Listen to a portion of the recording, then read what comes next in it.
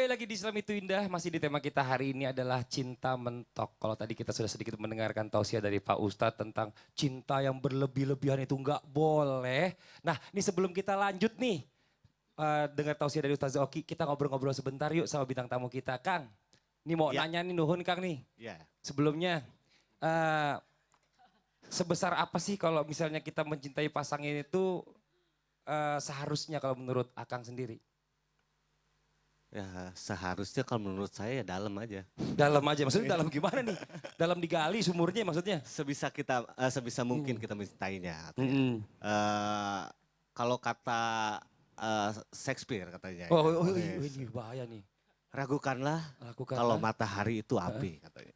Ragukanlah kalau bintang biasa aja Ustaz. Saya jadi grogi, justru lagi menyimak. Lagi menyimak, Ustaz lagi menyimak. Ragukanlah kalau matahari itu api. Ragukanlah kalau bintang itu berpijar. Oh gitu. Ragukanlah kalau bumi itu berputar. Tapi jangan pernah ragukan cintaku. Iya. Preman bisa gini. Inilah ungkapan laki-laki yang sedang diragukan oleh istri. Oh iya. Belum menikah saya Ustaz. Oh belum menikah. Tidak apa-apa kelihatan kok masih muda. Iya. Kalau mencintai maksudnya kalau menurut Akang sendiri mencintai batasan-batasan mencintai itu seperti apa sih seharusnya? Ya mungkin seperti yang diungkapkan oleh Ustaz tadi kali. Jangan terlalu berlebihan juga. Karena kita kan juga mencintai orang tua kita kan. Betul. Masya Allah nih jangan sampai berlebihan juga atau bagaimana nih kalau dari Akang sendiri porsinya? Porsinya gimana ya Ustadz ya? Berapa kali menolak dan berapa kali ditolak? Banyak. Banyak. Seimbang atau? Kalau dalam bahasa Inggris saya sering pakai kekeh. Apa itu pakai? Dia kekeh mau, saya kekeh mau dianya enggak gitu. Oh, gitu. Jadi lebih banyak saya ditolak sebenarnya Ustadz. Nah gini, kalau mau carilah istri yang dibawa dari target kita. Kalau mau, mohon maaf ya.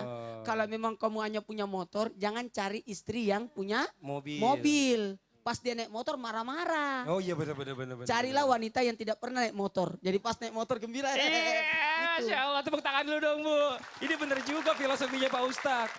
Jadi akan bahagia terus. Orang sebelumnya jalan kaki, dijak naik motor bahagia. Kalau Wizi pernah nggak ngelihat orang yang kayaknya cintanya berlebihan, pasangan-pasangan atau saudara atau mungkin siapa? Pernah sih, cintanya berlebihan jadi posesif. Oh gitu. Jadi nggak boleh berteman sama yang lain. Ini pribadi nih, pengalaman pribadi. Iya.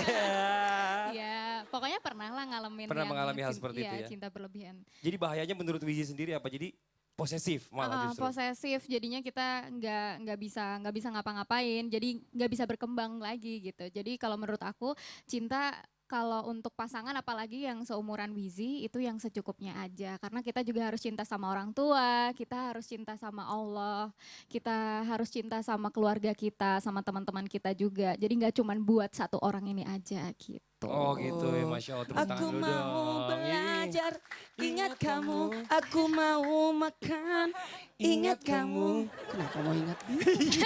Enak aja, baca doa dulu mau makan. Mau belajar baca doa, mau makan baca doa. Ini Masya Allah nih. Nih langsung aja kita dengarkan yuk tausiah dari Ustazah Oki tentang apa sih sebenarnya penyebab orang mencintai pasangannya sampai melebihi cinta kita kepada Allah nih. Silakan Ustazah Oki. Baik, Ibu dan Bapak. Apakah penyebab orang yang mencintai pasangannya melebihi cinta kepada Allah? Kenapa ada orang-orang yang sangat cinta suami Bu?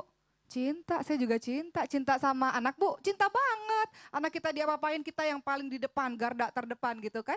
Kenapa ada orang-orang yang sangat mencintai makhluknya Allah dibanding dengan Allah sendiri? Lihat dalam salah satu riwayat Rasulullah SAW bersabda, seseorang ini akan merasakan kemanisan iman kalau yang pertama Allah dan Rasulnya lebih dicintai daripada segala sesuatu. Kemudian yang kedua mencintai karena Allah dan ketiga benci kembali kepada kemaksiatan setelah Allah memberikan hidayah kepadanya. Kita konsentrasi kepada yang pertama. Akan merasakan kemanisan iman ketika kita lebih mencintai Allah dan Rasulnya daripada segala sesuatu. Tapi gimana caranya bisa mencintai Allah dan Rasulnya? Itu pertanyaannya. Gimana caranya saya kok lebih mencintai suami saya kok lebih mencintai anak saya, fitrah nggak Bu, wajar nggak Bu? Ya wajar-wajar saja bagi orang-orang yang pertama tidak kenal dengan Allah dan Rasulnya. Kenapa kita lebih mencintai suami kita, lebih mencintai anak-anak kita? Ustadz Maulana tadi katakan mereka adalah orang-orang yang fana. Kita mencintai suami, cinta, tapi satu hari nanti kita mungkin yang meninggalkan suami lebih dulu atau suami mungkin yang akan meninggalkan kita. Anak-anak pun adalah fana. Seberapapun cinta kita kepada anak-anak, kelak kita pun akan berpisah kepada anak tersebut. Namun yang abadi, yang selalu ada adalah Allah Subhanahu wa Ta'ala. Orang-orang yang lebih mencintai anak, istri, kerabat, teman-temannya dibanding Allah dan Rasul-Nya, penyebabnya adalah karena mereka tidak kenal siapa Allah. Dan mereka tidak kenal siapa Rasulullah. Mereka tidak memahami siapa Allah dengan segala penciptaan yang ada di muka bumi, langit dan bumi dan segala isinya ini. Dan tidak mengenal bagaimana sejarah hidupnya Rasulullah. Kan kalau nggak kenal nggak cinta, betul nggak Bu? Kalau nggak kenal nggak sayang. Maka kenali dulu agar kita paham, oh iya aku lebih mencintai Rasulullah dibanding segala sesuatu. Anak, istri dan lain-lain. Karena kita mengenal siapa Rasulullah. Tanpa ada Rasulullah kita nggak kenal Allah. Benar nggak Bu? Tanpa ada Rasulullah kita nggak kenal Islam. Tanpa Rasulullah kita nggak tahu mana yang benar, mana yang salah. Karena mukjizat Al-Quran diberikannya kepada Rasulullah. Kemudian yang kedua, penyebab kenapa orang-orang lebih mencintai makhluknya Allah dibanding Allah dan Rasulnya. Selain tidak mengenal, yang kedua adalah kurangnya interaksi dengan Allah dan Rasulnya. Kurang interaksi dengan Allah gimana? Nggak pernah sholat. Boro-boro mau cinta, sholat aja, cara berkomunikasi dengan Allah, sujud itu posisi kita paling dekat pada Allah, kita nggak pernah lakukan, gimana bisa cinta? Kita nggak pernah datang ke masjid, gimana bisa cinta? Kita nggak pernah datang ke Baitullah, ada rizki padahal kita nggak pernah pergi ke sana.